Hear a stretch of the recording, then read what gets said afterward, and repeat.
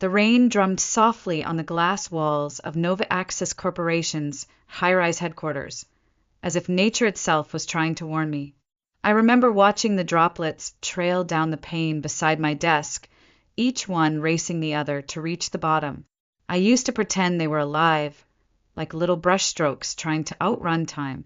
But that morning, I didn't have the luxury of daydreams. I had a gut feeling, and I should have listened. The office was unusually quiet. Even the usual clatter of keyboards and fake laughter in the break room seemed muted. Whispers floated down the hallway like smoke, curling under doors, clinging to shoulders. Something was coming. We all felt it. At exactly 10 a.m., an email pinged across the team inbox. Mandatory all-hands meeting. Conference room 5.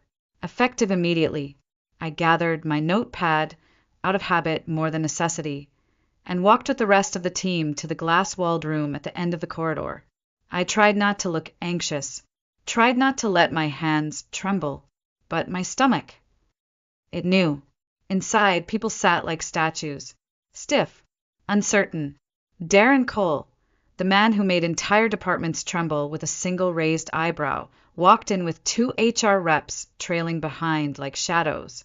He wore his usual navy suit and that cruel little half-smile that made your skin itch. "Thank you for being here," he began, his voice calm and razor-sharp. "As part of our ongoing strategic alignment, we've had to make some difficult decisions regarding departmental efficiencies." And then his eyes locked onto mine. "Camille Turner," he said, slowly, deliberately, "after a thorough performance review, it has been determined that your role is no longer aligned with the goals of this company. Effective immediately, your position has been terminated." Silence. Utter, excruciating silence. The kind that makes your heartbeat sound like a bomb inside your ears. I felt the blood drain from my face. My mouth was dry. I couldn't even swallow. No one looked at me. Not a single colleague. Not Susan from accounting, who once cried in my office after a bad breakup. Not Jared, who I helped get promoted. Not even Linda, who sat next to me for 3 years and borrowed my mug every morning. They all stared down at their laps like children trying to disappear. "You may collect your belongings," Darren continued, already moving on to the next slide in his presentation as if he were discussing printer maintenance. Not gutting someone's dignity in public. I stood, but my legs betrayed me. They trembled. Every step toward the exit felt like wading through wet cement. I opened the door, stepped into the hallway. And that's when I saw him, Raymond Carter, janitor, 60-something, always polite, always invisible to everyone else. He stood at the end of the hallway with his mop cart beside him, hands folded in front of him like he was waiting for me. His eyes met mine, no pity, just calm. Like he already knew. I tried to smile, but my lips quivered. Then he walked toward me, slow and certain, and reached into his pocket. His hand emerged, closed around something. When he opened it, I saw a small golden key, slightly rusted at the edges, resting in his palm. "It's time," he whispered. I blinked, unsure if I heard him right. "Time for what?" He gave me a soft smile. The kind that comes from knowing something others don't. "To breathe, Camille," he said. "To finally breathe." I used to think crayons were magic. When I was 5, my mother brought home a small cardboard box of colored pencils from the dollar store. They were dull at the tips, smelled faintly of wood glue, and had no brand name. But to me, they were pure gold. I remember sitting on the wooden floor of our cramped living room in rural North Carolina, sketching anything I could imagine. Mountains I'd never seen, oceans I'd only heard about on TV, creatures from books I borrowed from the church library. My parents were simple people. My mom cleaned houses. My dad worked at a paper mill on alternating shifts. They loved me, but not in the way that leaves room for dreaming. They loved me like people who are tired, worried about bills, and terrified of risks. "You draw real nice," my dad said once, glancing at one of my early sketches pinned to the fridge. "But art don't feed the stomach, Camille. You need a job that'll keep you off your knees. I didn't understand then what off your knees meant. I do now. By the time I was 10, my bedroom walls were covered in sketches. I used everything: napkins, the backs of homework sheets, brown paper bags. I drew late into the night, under the dim light of a desk lamp with a broken hinge. I felt alive when I drew, like I could breathe deeper, wider, like I belonged somewhere, even if it was only on paper. In middle school, one of my teachers, Ms. Reynolds, pulled my parents aside after a parent-teacher night. I remember sitting just outside the door, eavesdropping as she told them I had real talent, that there were scholarships, that art could be more than just a hobby, that someone with my eye could go far. My mother thanked her politely. My father didn't say much, but in the car ride home he said what mattered. We can't afford foolishness, Camille. You want to end up broke and begging? You want to be 30 and still living in our house? That night, I put away my sketchbook for a week. I didn't draw a single line. It felt like I was trying to hold my breath underwater, and the days passed like slow suffocation. In high school, I worked part-time at a diner and used the money to save for college. I picked business administration because it was safe, because people said it had a future, because you can always draw on the weekends. But I didn't draw on the weekends. Most weekends I was too tired, or too guilty. By the time I turned 20, I had an associate's degree, a small scholarship and a job at a bank. I'd earned the approval of my family, and lost pieces of myself in the process. Once, during spring break, I visited an art exhibit at a local community college. I walked past rows of canvases, paint thick like frosting, colors leaping off the walls. I remember standing in front of one abstract piece for so long. The janitor asked me if I was lost. I was. I didn't say that out loud, but I was. By 23, I landed a full-time job at Nova Access Corporation in the finance department. Full benefits, steady pay, a cubicle with my name on a placard. My father said, "Now that's something to be proud of."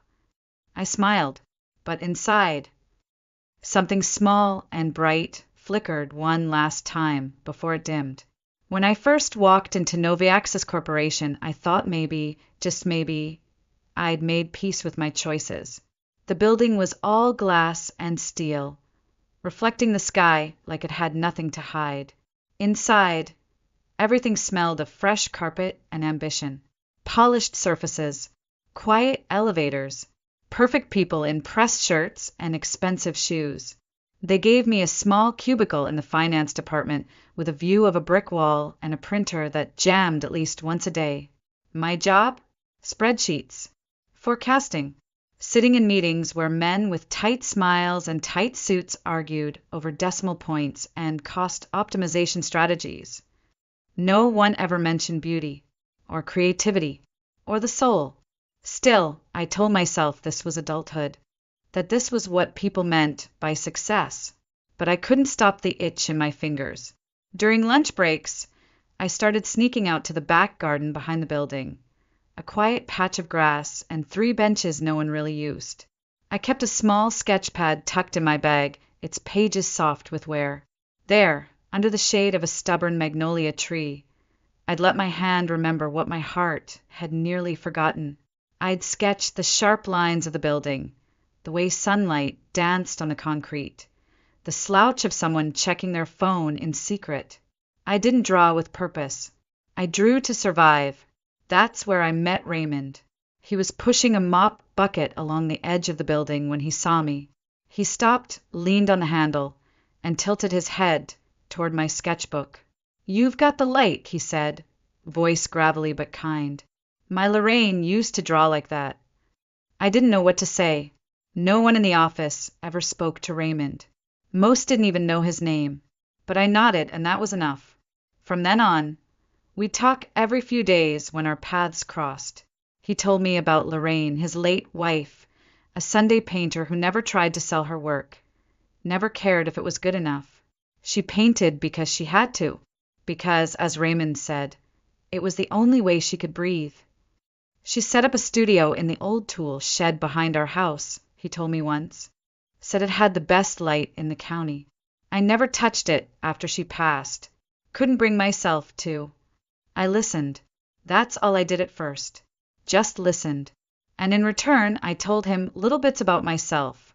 How I used to draw on paper bags as a kid. How I got accepted to an art program but turned it down. How I hadn't told anyone at work that I even owned a pencil. He never judged. Never told me I was foolish. He just said, Lorraine would have liked you. As the years passed, our conversations became my anchor. The only moments of truth in days filled with corporate jargon and artificial smiles. My coworkers? They barely noticed me unless they needed a report fixed or file located. I was dependable, quiet, invisible. Just how Darren liked his staff. But Raymond saw me. Not the employee. Not the spreadsheet girl. Me. Sometimes I think he knew before I did that something inside me was dying. Quietly. Slowly. And that someday I'd need a way back. I used to count the windows in the office tower across from mine. 52. Each a square of someone else's life. Other people with other dreams, clicking away behind glass. I wondered if any of them ever looked back at me. But maybe I had stopped being visible a long time ago. 3 years ago, things at Nova Access began to shift. Restructuring, they called it. More meetings, tighter deadlines, fewer people. Those who survived the cuts didn't celebrate. They worked harder, smiled less, aged faster. I was one of them, the lucky ones. Darren Cole had always been unpleasant, but after the layoffs he grew. Sharper, like he'd tasted blood and wanted more. His eyes scanned every room like a predator looking for the slowest in the herd. And for some reason he chose me. He'd call me out in meetings for missing the bigger picture, even when I wasn't the one presenting. He'd CC upper management on minor errors, things that didn't matter. And when I got them right, he never said a word. Silence became his weapon, and I stupidly took it. I told myself he was just stressed, that everyone was under pressure, that if I just worked harder, he'd back off. But it didn't matter how early I arrived, how late I stayed, how perfectly I formatted those wretched spreadsheets. He kept coming, and I kept shrinking. My sketch pad, once tucked safely in the side pocket of my bag, ended up buried at the bottom of a drawer. I hadn't opened it in months. Every time I thought about drawing again, I heard my father's voice in my head, "Art don't feed the stomach." There were mornings I stood in front of the bathroom mirror and barely recognized the woman staring back. Hollow cheeks, tired eyes, a suit that fit too well because I had worn it too long. Somewhere along the line, I'd traded color for compliance, breath for balance sheets. I started sitting alone at lunch, not because I wanted to, but because no one noticed when I stopped showing up in the break room. My voice grew quiet. My laugh disappeared. I began to disappear. Raymond noticed.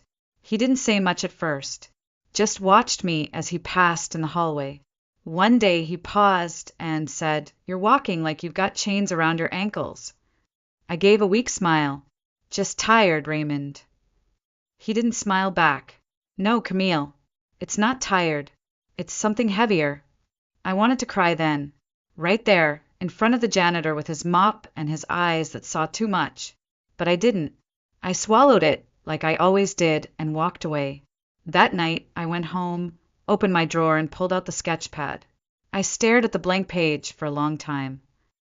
But I couldn't draw. My hand hovered over the paper like a ghost. I didn't know where to begin, or if I was even allowed to begin anymore. I closed the book and put it back. Some people burn out in flames. Me, I was fading. One spreadsheet at a time. I don't remember much of the walk back to my desk, just the cold hum of fluorescent lights and the click of my heels echoing louder than they should have. My name still hung in the air like a bruise. Camille Turner, terminated effective immediately, like I was a spreadsheet, reviewed, deemed irrelevant, and deleted. A cardboard box was already waiting for me on the edge of my desk. HR efficiency at its finest. Someone had even started packing for me. My framed photo of Mom, a ceramic mug that said "Introverts Unite." Separately, the little plant I'd nursed through 4 winters. And my sketch pad, dusty, untouched, still closed. I stood there for a long moment, just staring at the items of a life I no longer belonged to. Around me, people went back to typing like nothing had happened. No one made eye contact. No one said goodbye. That was the part that hurt most. Not the job, not Darren's smug voice, but the silence. The way 30 people could pretend you'd never existed. I placed the last few items in the box, lifted it into my arms, and made my way down the main hallway one last time. Each step felt heavier than the one before. I didn't know where I was going. Home, maybe. Or to the car. Or into some abyss where all the invisible women go. And then I saw him. Raymond stood just beyond the hallway bend, next to his mop cart, watching me. He didn't speak right away. He didn't ask what had happened. He already knew. He walked toward me slowly, gently took the box from my hands, and set it on a bench by the wall. Then, with a steady hand, he reached into the front pocket of his gray uniform and pulled out a small object. A key. It looked old, golden, slightly rusted around the edges, the kind you'd find in an attic or a storybook. He held it out in his palm like it was something sacred. "It's time," he said softly. I blinked, confused. Time for what? Raymond's eyes met mine. There was no pity in them, no sadness, only calm and something else. Something like conviction. "To breathe," he said. "Lorraine always told me, breathing isn't just about lungs. It's about the soul. That studio's been waiting for you, Camille. Way too long." My throat tightened. "Studio." He nodded and handed me a folded piece of paper with an address written in careful, blocky handwriting. 17 Sycamore Lane. I looked down at the key, then back at him. I don't understand." "You don't need to," he said. "Not yet." I stood there frozen, the key warm in my hand, like it had been waiting for my palm all this time. No one had ever handed me anything like this before. Not a key, not trust, not belief. Raymond smiled, a soft, weathered smile. "It's yours now." Lorraine would have wanted it that way. He didn't wait for thanks, didn't make a speech, just turned and pushed his cart down the hallway, disappearing like always. Quiet, constant, kind. And I stood there clutching a key to a place I'd never been, but somehow already felt like home. That night I didn't sleep. I sat on the edge of my bed with the key still in my hand, its worn metal pressing gently into my skin. I must have turned it over 100 times, as if holding it long enough might whisper some clarity into my ears. Severance pay, unemployment forms, rent. The practical side of my brain screamed, focus on survival. But the rest of me, the part one thought had gone silent long ago, whispered something softer. Go. Around midnight, I got in my car and drove. The streets were empty, rain still trailing down the windshield in slow, lazy lines. Street lamps passed like ghosts. I followed Raymond's directions. Left on Maple, right past the old train depot, then down a quiet street lined with sagging porches and sleeping houses. 17 Sycamore Lane was a modest home with a small front yard, a crooked mailbox, a garden gnome missing one eye. It looked ordinary, the kind of place people forget exists. But at the end of the gravel path behind the main house stood a small detached building with faded blue siding and a slanted roof.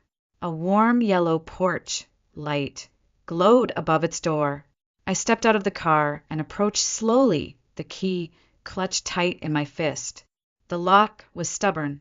I had to jiggle it twice before it gave way with a soft click. The door creaked open, and I stepped inside. The air smelled of old paint, cedar, and thyme. It was a single room, maybe the size of a small classroom, but it felt vast. Sunlight must have poured in during the day, through the tall windows, now cloaked in gauzy curtains. Wooden shelves lined the walls, cluttered with jars of dried brushes, tubes of half-used paint, and sketchbooks stacked like diaries. A canvas stood in the center of the room, covered by a sheet. I didn't touch it. Instead, I let my fingers brush along the worn work table, over a set of dusty charcoal pencils, a folded apron, a cracked ceramic mug with paint still clinging to the rim. This place wasn't just a room. It was a life, paused mid-breath. On the table, tucked beneath a jar of buttons, I found an envelope with my name written in slanted, careful script. Inside was a letter from Raymond. Camille, Lorraine always believed this studio had a soul. She said the walls soaked up every brush stroke, every sigh, and gave it back tenfold. When she passed, I couldn't bear to enter it. But when I saw you sketching behind the building that day, I knew. You've got the same light in your eyes. This space, it's yours now. Not charity, recognition. You are an artist. Even if the world tried to convince you otherwise, life is too short to live someone else's dream. Raymond, I sank into the nearest chair, my chest heaving with a mix of grief and something that felt frighteningly close to hope. For a long while, I sat there in silence. Then, without thinking, I reached for a pad of paper in the drawer.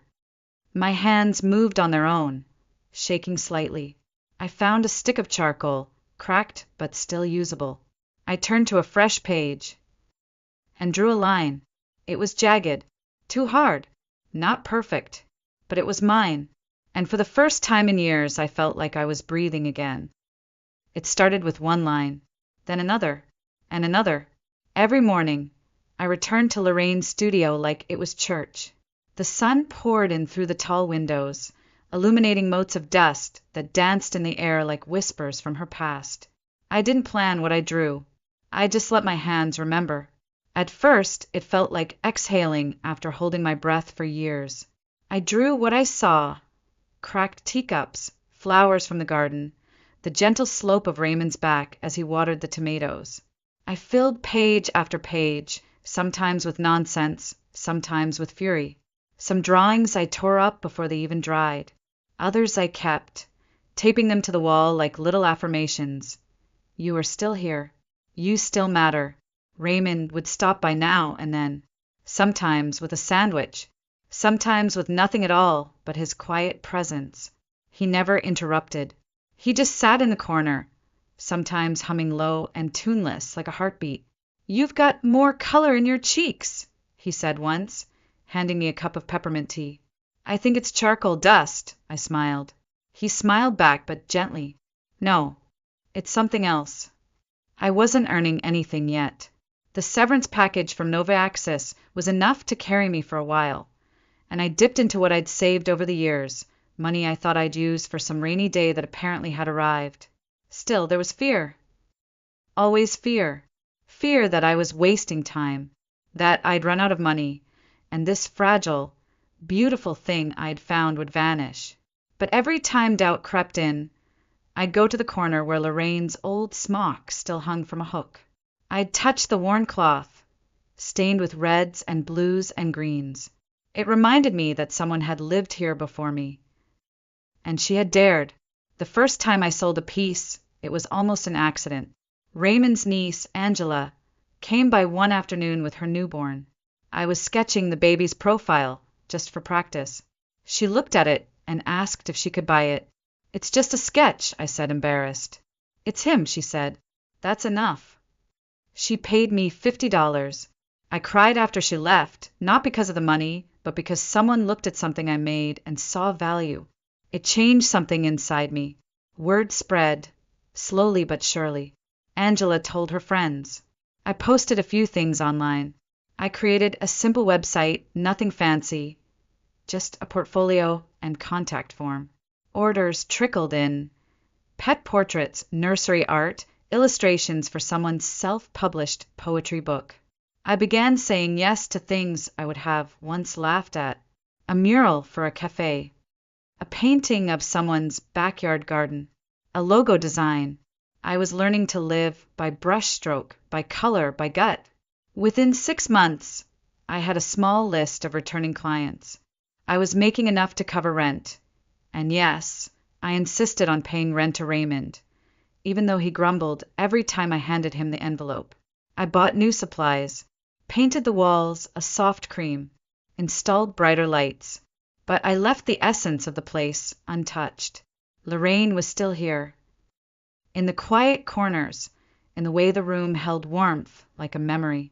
On a shelf above the work table, I placed a photo I found buried in one of her sketchbooks, a black and white image of her laughing in front of a canvas, her hands covered in paint. Some days I'd whisper to it, just a thank you, just so she knew. The fear never completely left me. It clung to the edges, especially during quiet weeks. But every time I held a pencil, I felt stronger. I wasn't where I wanted to be. But for the first time, I wasn't running from who I was. And that was enough. 2 years passed, and the studio became my world. The name Camille Turner started appearing in local newsletters and gallery corners, usually followed by a modest blurb. Charming local artist, known for evocative line work and emotion-driven portraits. I laughed the first time I read that. Me known. As if the quiet girl in the cubicle ever imagined such a thing.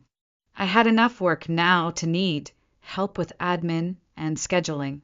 A college intern came in twice a week. I built a client list, shipped art across 3 states, and had 3 cafes with my murals on their walls. None of it was flashy. None of it was easy, but it was mine, and all of it, every brushstroke, led back to him. Raymond still came by, though less frequently now. His knees were bothering him, and the winter air made his joints ache. But when he did visit, he walked around the studio like a man visiting a chapel.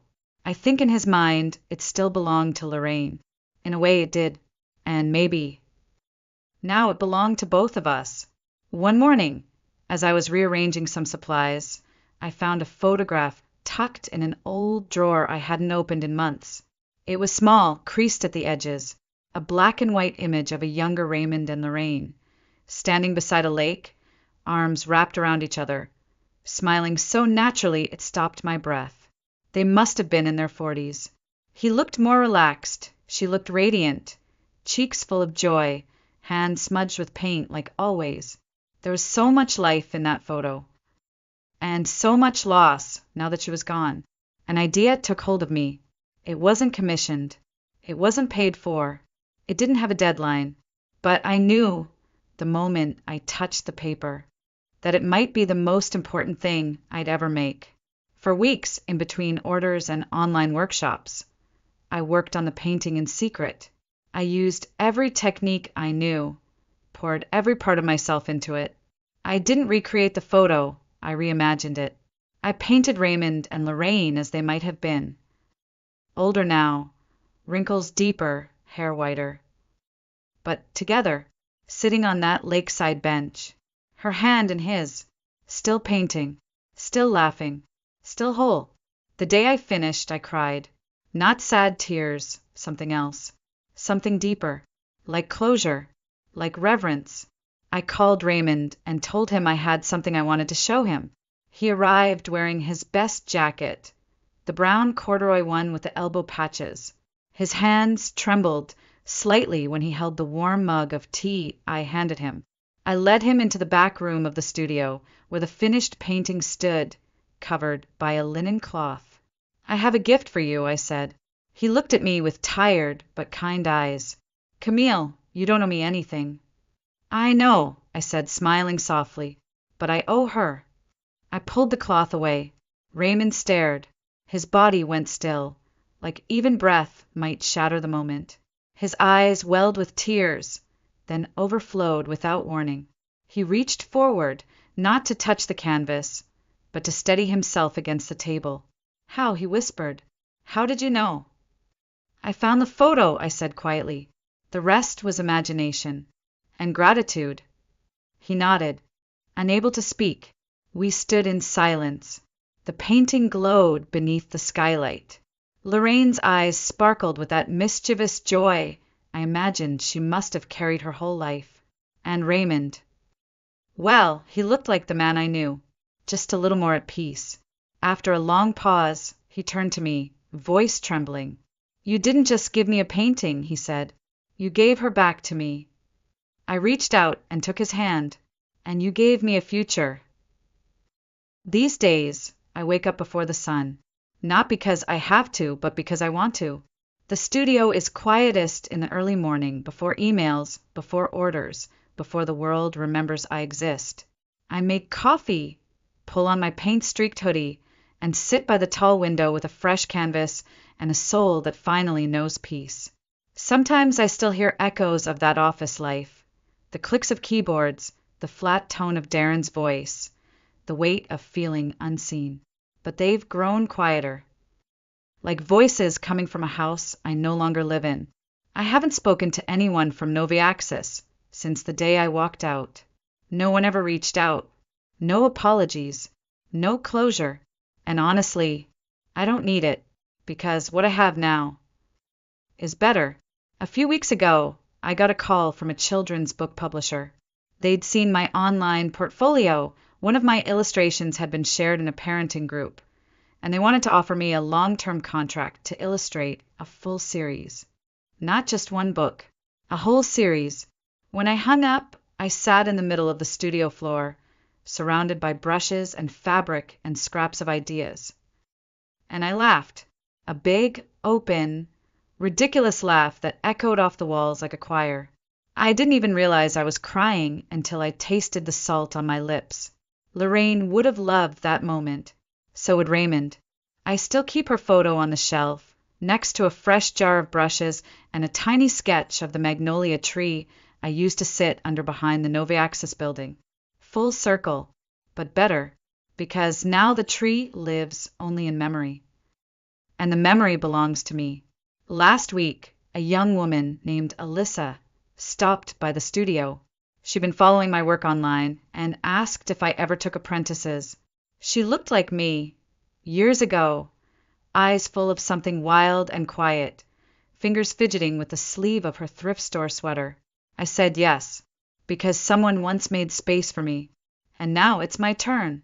That night, as I stood alone in the studio, I caught sight of my reflection in the tall window. My hair was pulled into a messy bun. There was paint on my cheeks, my fingertips, even my neck. And I looked. Alive. Not perfect. Not rich. Not famous. But seen. Raymond once told me, "The right doors open at the right time, but it's up to us to have the courage to walk through them." Back then, I didn't know what that meant. Now I do. Sometimes the door is a real one, old and rusted, behind a quiet house on Sycamore Lane. Sometimes it's a canvas, or a sketch pad, or a single, trembling line drawn in the dark. But always, it's the moment you stop asking for permission to be who you are. The world didn't give me that key. Raymond did. Lorraine did.